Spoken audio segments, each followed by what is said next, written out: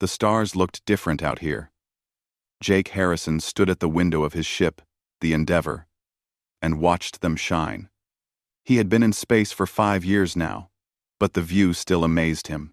Earth was far behind, just another small dot in the endless black. Jake was a commander. He was 32 years old, with tired eyes and strong hands. He had seen many things in space. He had met aliens who looked like giant insects.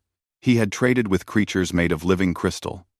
He had even fought space pirates near the rings of a distant planet. But nothing had prepared him for the message that came that morning. The communication screen had lit up with strange symbols. His communications officer, Chris Delgado, had worked fast to translate them. When he finally understood the message, his face went pale. "Commander," Chris said, his voice shaking. "This is from the Valanthi Empire. They want us to come to their homeworld." Immediately, Jake felt his stomach drop. The Valanthi were one of the oldest races in the galaxy. They had been traveling between stars when humans were still living in caves. Their technology was so advanced that it seemed like magic. Their ships could cross the galaxy in days. Their weapons could destroy entire planets.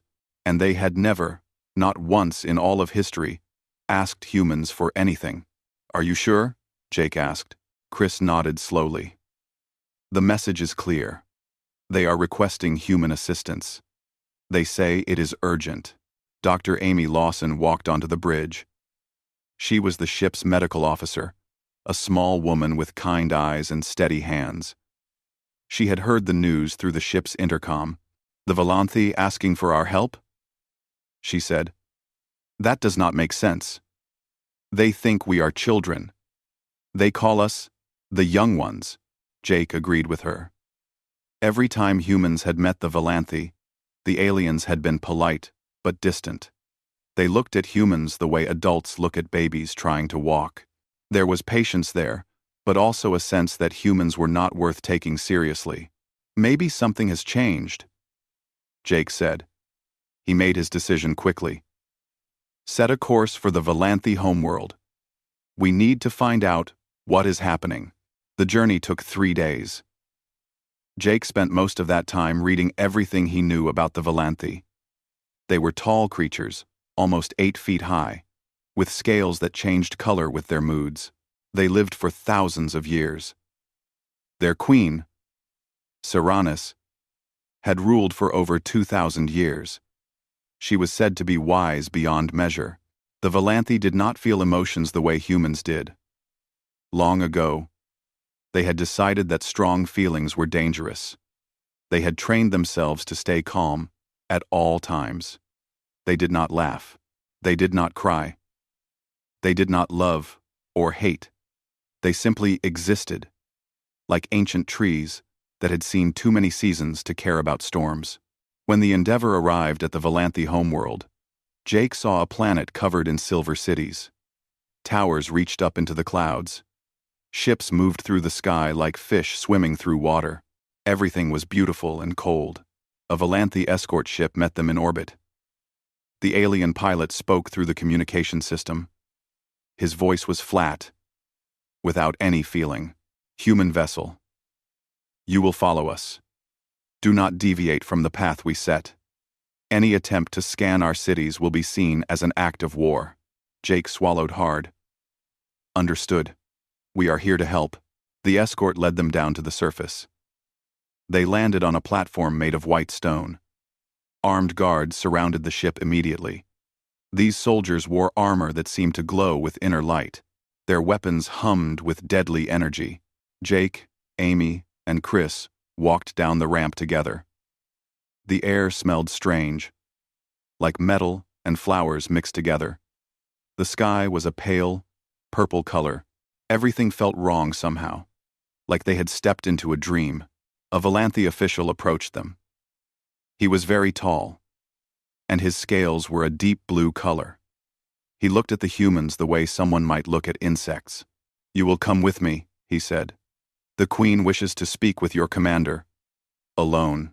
Amy grabbed Jake's arm. "That is not safe. You should not go alone." Jake gently removed her hand. I have to. If we want to know why they called us here, I need to meet the Queen. He followed the official through long hallways. The walls were covered with strange art that seemed to move when he was not looking directly at it. Other Volanthi passed by, but none of them looked at him. To them, he was beneath notice. Finally, they reached a massive door made of some kind of living metal. It opened without a sound. Inside was a throne room, larger than any building Jake had ever seen. At the far end, sitting on a throne of crystal, was Queen Serranus. She was the most alien thing Jake had ever seen. Her scales were silver and gold, shifting like sunlight on water. Her eyes were completely black, deep pools that seemed to hold all the knowledge of the universe. She was ancient and powerful and terrifying. Jake walked forward and bowed. His heart was beating so fast he thought it might burst. "Queen Serranus," he said. "I am Commander Jake Harrison of Earth. We received your message. How can humanity serve the Volanthi Empire?" 1. The Queen looked at him for a long moment. Then she raised one hand, and all of her guards left the room. The doors closed behind them. Jake was alone, with the most powerful being in the galaxy. When she spoke, her voice was like ice breaking. "Human," she said. "I have ruled this empire for 2,000 years. I have never asked any other species for help. But today, I must put aside my pride. My daughter is dying, and you are the only ones who can save her." Jake stared at her. He could not believe what he was hearing. "My daughter needs you," the Queen continued. "She needs a human, and I am asking you, begging you, to help her." Jake felt the world spin around him. The most powerful alien in the galaxy was begging him for help. "I will do everything I can," he said. "But I do not understand. Your technology is far beyond ours. How can a human possibly help your daughter?" The Queen's black eyes seemed to grow even darker. "Because," she said slowly, "my daughter does not need technology. She needs something only humans have. She needs your emotions. She needs your heart." Jake stood there in shock, trying to understand. The Queen of the Volanthi Empire had just told him that humanity's greatest weakness was actually its greatest strength, and somehow, that strength was the only thing that could save a dying princess. He took a deep breath. Whatever happened next, he knew his life would never be the same. "Tell me everything," he said. Queen Serranus stood up from her throne. For the first time, Jake saw something in her ancient eyes that looked almost like pain. She walked down the crystal steps slowly, her scales shifting colors as she moved. "Follow me," she said. "I will show you my daughter." Jake followed the Queen through a hidden door behind the throne. They walked down a long corridor made of smooth white stone. Strange lights floated in the air around them, moving like fireflies. The Queen said nothing as they walked. The silence was heavy and sad. Finally, they reached a room filled with machines. Medical devices surrounded a bed made of soft blue light. On that bed lay the princess. Princess Velara was young by Volanthi standards. Perhaps only 300 years old. Her scales were a pale silver color, almost white. She looked thin and weak. Her eyes were closed, and her breathing was shallow. She looked like she was trapped somewhere between sleep and death. "This is my daughter," the Queen said. Her voice cracked slightly. "She has the fading." Jake had never heard of this disease. "What is the fading?" Endo. Queen Serranus touched her daughter's hand gently. "It is a sickness that attacks the mind. It starts slowly. First, the person forgets small things. Then, they forget bigger things. Eventually, they forget who they are. Their consciousness, simply, fades away. The body lives, but the person inside is gone forever." Jake felt cold. "Is there no cure?" "We have searched for 10,000 years, the Queen said. "We have the best doctors in the galaxy. We have technology that can rebuild entire bodies. But the fading does not attack the body. It attacks the soul, the sense of self. She turned to look at Jake directly. Her black eyes were deep and endless. But then we found something strange. One of our scientists discovered that human brain patterns are different from every other species in the galaxy. Humans feel emotions with incredible power. Your feelings create energy that we cannot make ourselves, and that energy might be able to stop the fading. Jake shook his head in confusion. I do not understand. How can emotions stop a disease? The Queen walked to a screen on the wall. She touched it, and images appeared. Jake saw charts and graphs that he could not read, but the Queen explained them. The fading destroys the connections in the brain that hold a person together. But strong emotions create new connections. They make the brain fight back. The problem is that Valanthy emotions are very weak. We learned to control our feelings long ago. We thought emotions were dangerous, so we buried them deep inside ourselves. She looked at Jake with something like envy. But humans never did that. You feel everything with your whole being. Your joy is brighter than our stars. Your grief is deeper than our oceans. Your love is stronger than anything we have ever known. Jake looked at the sleeping princess. So, you want me to feel for her? More than that, the Queen said. We need to connect your mind to hers. You would share your emotions with her directly. Your feelings would flow into her brain and wake it up. You would give her the strength to fight the fading. At that moment, Amy's voice came through Jake's communicator. Commander, they are letting us into the medical area. We are on our way. A few minutes later, Amy and Chris arrived with several Valanthy scientists. Amy immediately went to examine the princess. The Valanthy doctors watched her with interest. They had never seen a human doctor work before. Amy spent an hour running tests. She used both human equipment and Valanthy machines. When she was finished, her face was serious. The Queen is right, Amy said to Jake. The princess's brain is shutting down slowly. The neural pathways are breaking apart, but when I ran simulations using human emotional patterns, the decay stopped. It even reversed a little. She paused and looked at Jake with worried eyes. The treatment could work, but it would be very hard on you. Sharing your emotions that deeply is like opening your heart completely. Everything you feel would flow into her. Your happiest memories and your darkest fears. Nothing would be hidden. Jake thought about this carefully. What are the risks? For you? Amy sighed. Exhaustion. Mental strain. There is a small chance of permanent damage if the link is broken suddenly. For her, the risks are higher. If the treatment fails, she could fade faster. This might be her only chance. End quote. Chris stepped forward. Commander, this is too dangerous. We are not even allies with the Valanthy. Why should you risk your life for them? Jake understood his friend's concern. The Valanthy had never helped humanity. They had watched from a distance while humans struggled to reach the stars. They had refused to share their technology or their knowledge. Some people on Earth even saw them as enemies. But Jake looked at the princess lying on the bed. She was dying. She was someone's daughter. Someone's hope for the future. Her scales were so pale they were almost transparent. She looked fragile and lost. He remembered his own father, who had died when Jake was young. He remembered the helpless feeling of watching someone he loved slip away. The Valanthy Queen must be feeling that same pain right now, even if her face did not show it.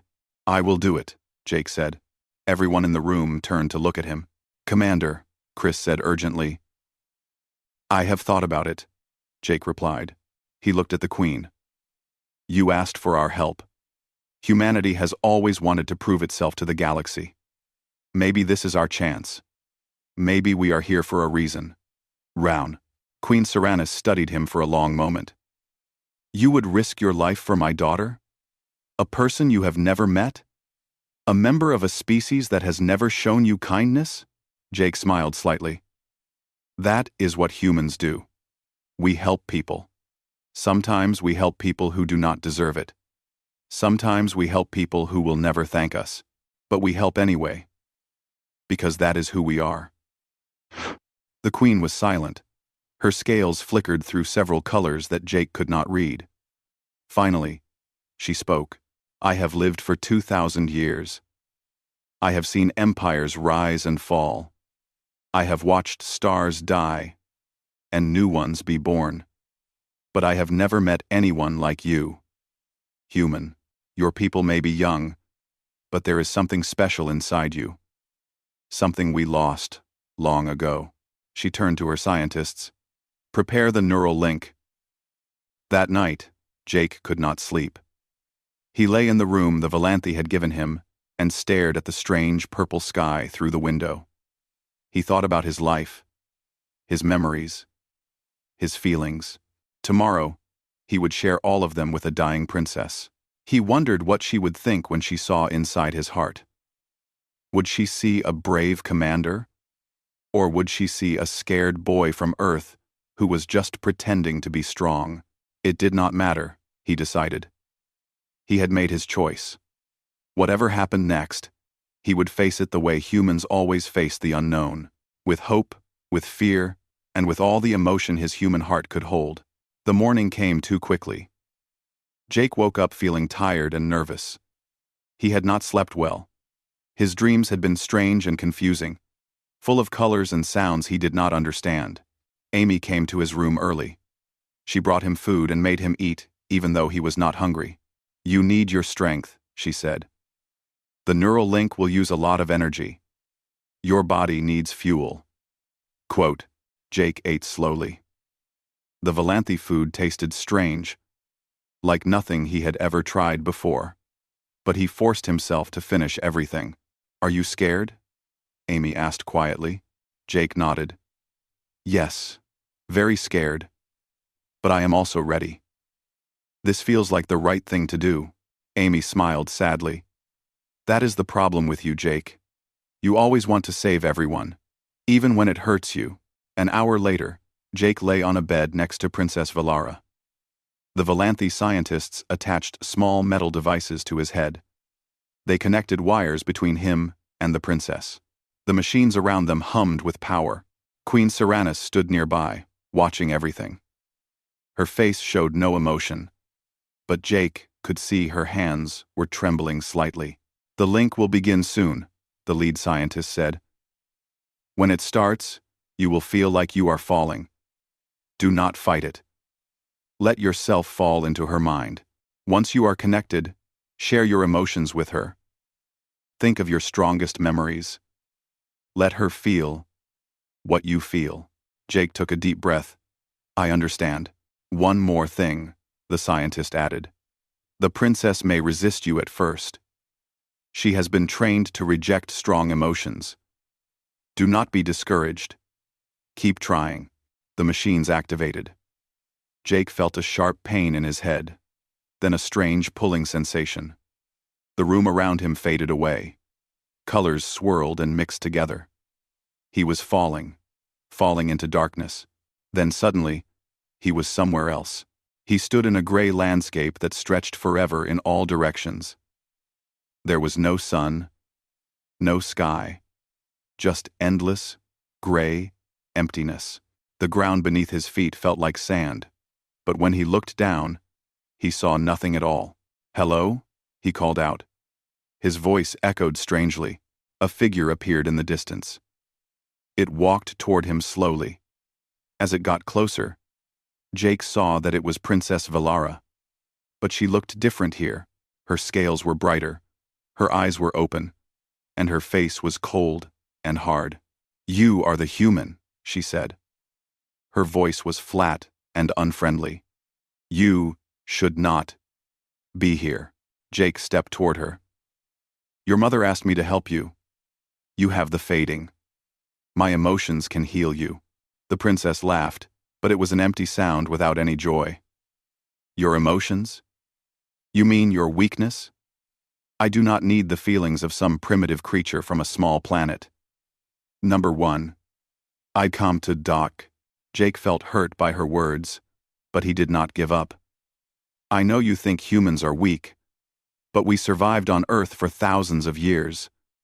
We faced ice ages, and plagues, and wars. We made it to the stars with nothing but determination and heart. Our emotions are not a weakness. They are our strength. Valara looked at him with disgust.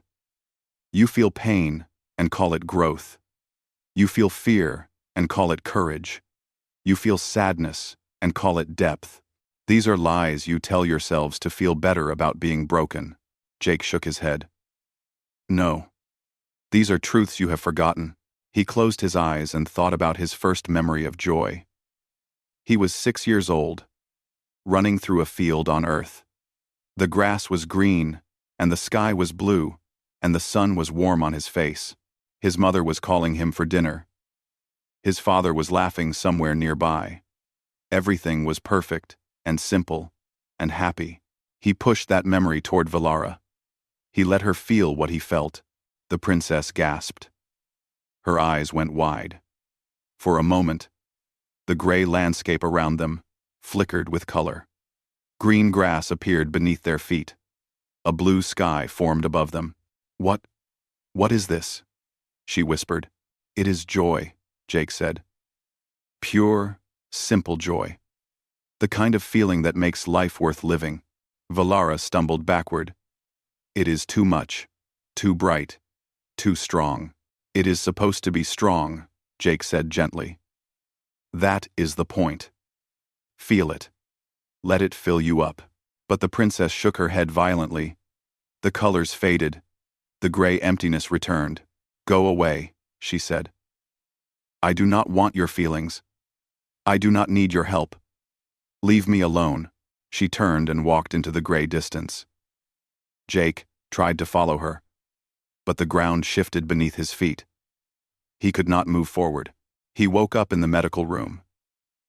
Amy was standing over him, looking worried. You were only connected for 10 minutes, she said. What happened? Jake sat up slowly. His head was pounding. She rejected me. She does not want help. She thinks emotions are weakness. Queen Serranus stepped forward. Her face was still calm, but there was sadness in her eyes. My daughter was raised in the old ways.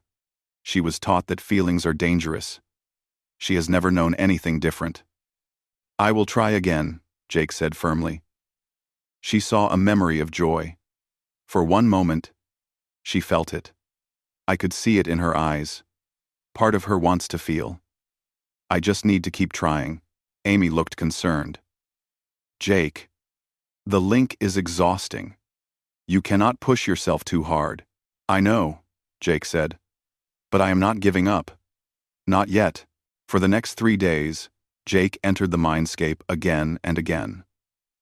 Each time, he shared different memories with Valara. He showed her the grief he felt when his father died. He showed her the fear he experienced during his first space battle.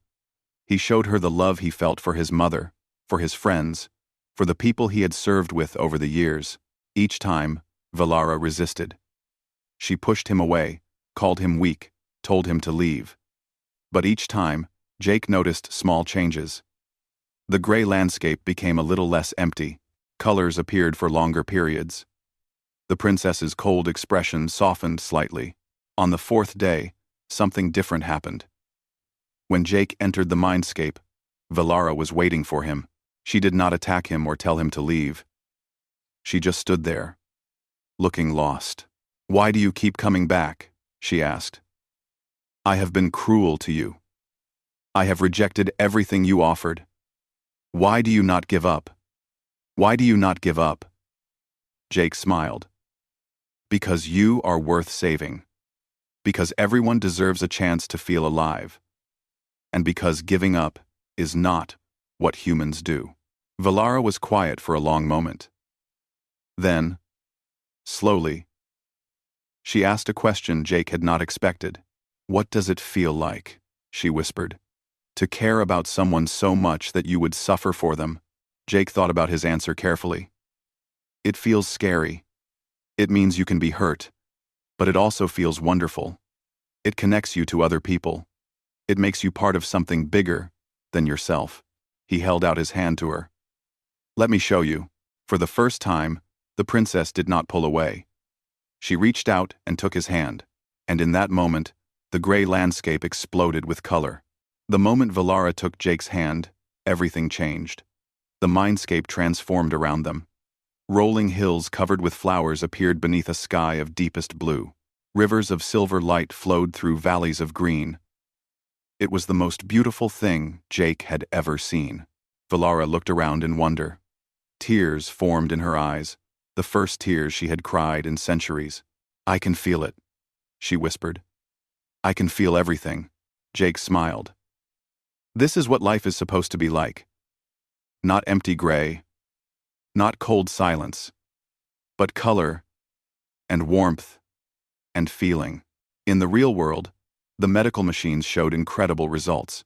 Amy watched the screens with amazement as Valara's brain activity increased. The fading was slowing down. New connections were forming. The princess was getting better. It is working, Amy said to Queen Seranus. The treatment is actually working. The queen allowed herself a small smile. It was the first time Jake's crew had seen her show any positive emotion. But not everyone was happy about what was happening. Admiral Korvax stood in the shadows of the palace, watching the medical room through hidden cameras.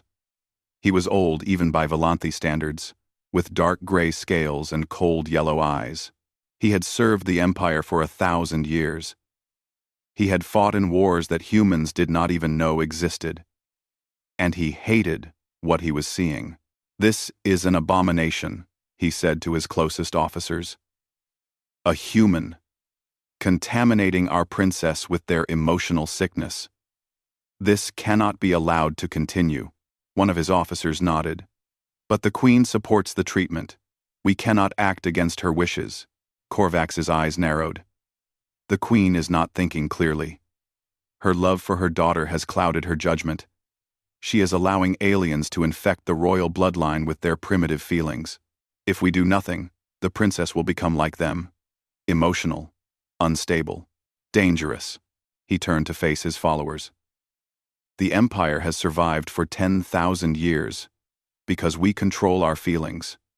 We do not let emotions make our decisions. If the princess is healed this way, she will be different. She will feel things deeply. And when she becomes queen someday, she will change everything. She will make us weak. The officers exchanged worried looks. They understood what Korvax was suggesting. What do you want us to do? One asked. Korvax smiled coldly. We will save the Empire from the humans and from our own queen's foolishness. Prepare your soldiers. Tonight, we act. Meanwhile, in the mindscape, Jake and Valara were growing closer. He shared more and more memories with her. She experienced human life through his eyes. She felt the nervousness of a first kiss. She felt the excitement of graduation day. She felt the heartbreak of saying goodbye to dying friends. How do you survive this? She asked him. These feelings are so strong. They would tear a Volanthi apart. We learned to ride them, Jake explained. Emotions are like waves in the ocean. Sometimes they are calm. Sometimes they are wild. But you cannot stop the ocean. You can only learn to swim. Valara nodded slowly. I am beginning to understand. For my whole life, I was taught to build walls against feeling. But you, humans, build boats instead. You do not hide from emotions. You sail through them. Jake laughed. That is a good way to put it. I might use that. For the first time, Valara laughed too. It was a strange, uncertain sound. Like she was not sure how to do it properly. But it was real. It was genuine. And it made Jake's heart feel warm. But in the real world, danger was approaching. That night, Admiral Korvax made his move. His soldiers surrounded the medical building. They blocked all exits. They cut the communication lines so no one could call for help. Chris Delgado was in a nearby building when he saw the soldiers moving. He recognized military formations. He knew something was wrong. He ran toward the medical room, but guards blocked his path. What is happening? Chris demanded. A soldier pointed a weapon at him. The human will be quiet. The Admiral is saving the Empire. They. The Tumenzyne. The Tumenzyne. The Tumenzyne. The Tumenzyne. Chris pretended to surrender, but when the guard looked away, he pulled out his emergency communicator. It was a small device that could send a short message, even without regular communication lines. He quickly typed a distress call and sent it before the soldiers grabbed him. Inside the medical room, Amy heard a loud noise. The doors burst open, and armed soldiers rushed in. They surrounded the medical beds where Jake and Valara lay, connected by the neural link. "What is this?" Queen Seranus demanded. "Who ordered this?" Admiral Korvax walked into the room. His yellow eyes showed no regret. "I did, my queen," he said calmly. "I am saving the Empire from your mistake." The queen's scales turned dark red, a sign of anger. "You dare challenge me? I am your queen." "You were my queen," Korvax replied. "But you have shown that you cannot be trusted to protect our ways. You have allowed humans to corrupt your daughter. You have betrayed everything the Volanthi stand for." He nodded to his soldiers. "Disconnect the human from the princess. Kill him, if necessary." Amy stepped between the soldiers and the beds. "No. If you break the neural link now, it could kill them both," Korvax shrugged. "Then they will both die. That is acceptable. Better a dead princess than a corrupted one." In the mindscape, Jake suddenly felt something wrong. The beautiful landscape around them started to shake. Dark clouds appeared in the sky. "Something is happening outside," Jake said. "I think we are in danger." Valara grabbed his hands. Her eyes were wide with fear, a feeling she was only now learning to recognize. "I am scared," she said. "I do not want to lose this. I do not want to go back to the emptiness." Jake felt his own fear rising, but he pushed it down. He had to be strong for both of them. "Listen to me," he said firmly. "I am going to show you something. It is the most important thing humans know. It is how we survive when everything seems hopeless." "What is it?" Valara asked. Jake thought about every time in history when humans had faced impossible odds. He thought about people who kept fighting even when they had no chance of winning. He thought about his grandmother, who had survived a terrible accident and spent years learning to walk again. He thought about his father, who had worked 2 jobs to give his family a better life. "It is courage," Jake said. "Not the absence of fear, but the choice to keep going despite the fear. Humans feel terror and sadness and despair, but we do not let those feelings stop us. We feel them, we acknowledge them, and then we move forward anyway." He poured that feeling into Valara. All the courage humanity had ever known flowed from his heart into hers. In the real world, Valara's body began to glow with a soft golden light. The medical machines went crazy with readings that the scientists had never seen before. "What is happening?" Korvax demanded. No one could answer him. Something new was being born. Something that the Volanthi had never witnessed in 10,000 years of existence. A princess was learning to be brave. The golden light grew brighter. The entire medical room was filled with its warm glow. Admiral Korvax and his soldiers stepped back, afraid of something they could not understand. "Kill them now!" Korvax shouted. "Before it is too late." But before his soldiers could move, the doors behind them exploded inward. Queen Seranus's loyal guards poured into the room, weapons raised. They had received Chris's distress signal. They had come to defend their queen. Fighting erupted everywhere. Laser fire flew across the room. Amy threw herself over Jake's body, trying to protect him. The machines sparked and smoked, but the neural link held. In the mindscape, Jake and Valara felt the chaos outside. The ground shook beneath their feet. Lightning cracked across the sky. But they did not let go of each other's hands. "I am dying," Valara said quietly. "I can feel it. The link is breaking." Jake shook his head. "No. I will not let that happen. Hold on to me." He pulled her close and wrapped his arms around her. He thought about everyone he had ever loved. His mother's smile, his father's laugh, Amy's kindness, Chris's loyalty, the feeling of coming home after a long journey, the joy of being alive. He gave all of it to Valara, every drop of love in his human heart. "Take it," he whispered. "Take everything I have." The golden light exploded outward. It swept through the medical room, knocking everyone off their feet. When the light faded, the fighting had stopped. The soldiers on both sides were staring at the beds where Jake and Valara lay. Slowly, Valara's eyes opened. They were no longer cold and empty. They sparkled with life, with feeling, with something that looked very much like hope. She sat up. The machines showed that her brain activity was completely normal. The fading was gone. She was healed. Jake was still lying next to her. His eyes were closed. His face was pale. "Jake!" Amy rushed to his side. She checked his vital signs and breathed a sigh of relief.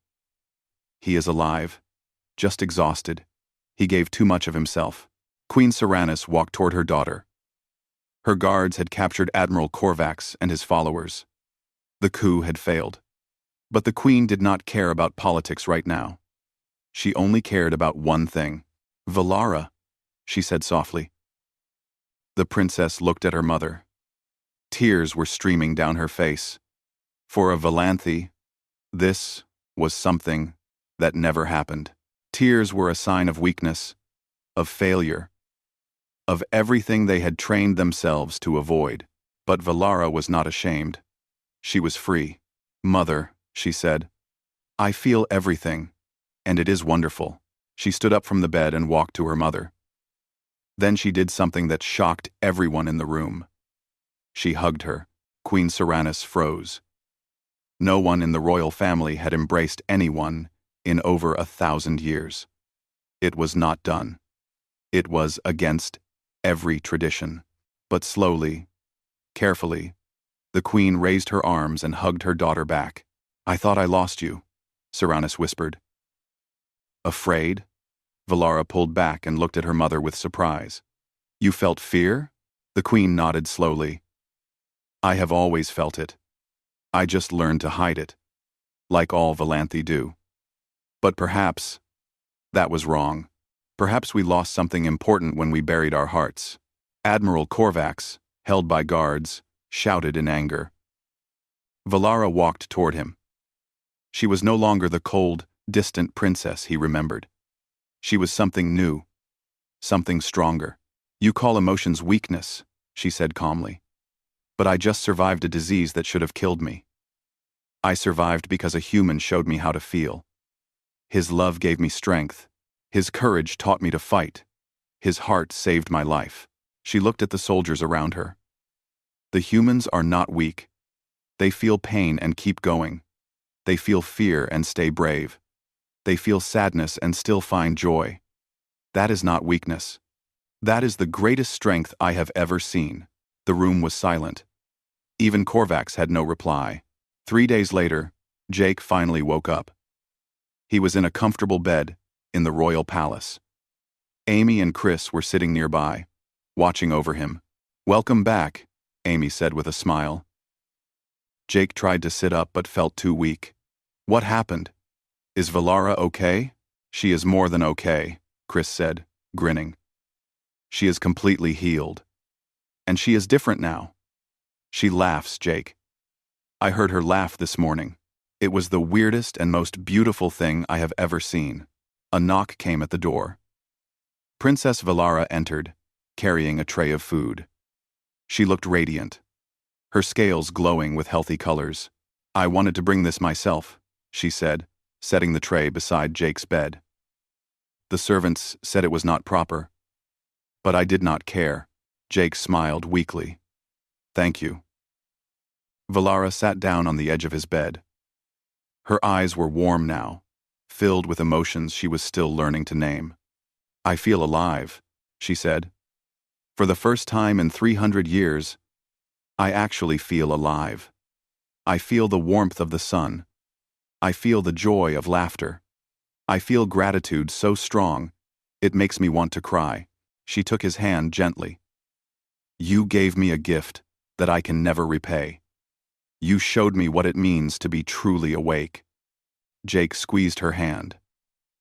That is what humans do. We share our hearts, even when it is hard, even when it hurts, because that is how we connect to each other. 1 week later, Queen Seranus addressed the Galactic Council. Representatives from 100 different species watched as she spoke. For 10,000 years, she said, the Valanthy Empire has looked down on humans. We called them young. We called them primitive. We called them emotional. And we meant it as an insult. She paused, her scales shifting to a warm gold color. We were wrong. What humans have is not a weakness. It is a power that we lost long ago. They feel with their whole beings. They love without limits. They hope even when hope seems impossible. And that power, that beautiful human heart, saved my daughter's life. She raised one hand toward the human representatives in the audience. Jake stood among them, still recovering but strong enough to attend. From this day forward, the Queen declared, humanity is an honored ally of the Valanthy Empire. They are no longer the young ones. They are our partners, our equals, our teachers. The council chamber erupted in surprised murmurs. This was unprecedented. The Valanthy had never honored any species like this. Later that day, Jake stood on a balcony overlooking the silver cities of the Valanthy homeworld. Valara stood beside him, watching the sunset paint the sky in shades of purple and gold. What will you do now? She asked. Jake thought about it. Go back to Earth eventually. See my mother. Tell her about this crazy adventure. Then find another star to explore. Another world to discover. Valara nodded. I would like to visit Earth someday. I want to see where humans come from. I want to understand how such a small planet produced such remarkable people. Jake laughed. You are always welcome. Just be prepared. Earth is messy and loud and full of feelings. Valara smiled. It was still an awkward expression for her, but she was getting better at it. That sounds perfect, she said. They watched the stars appear, one by one, as night fell. Somewhere out there, new adventures waited, new challenges, new chances to prove that humanity belonged among the stars. And in the heart of the greatest alien empire in the galaxy, a princess who had learned to feel stood beside a human who had taught her how. The universe would never be the same.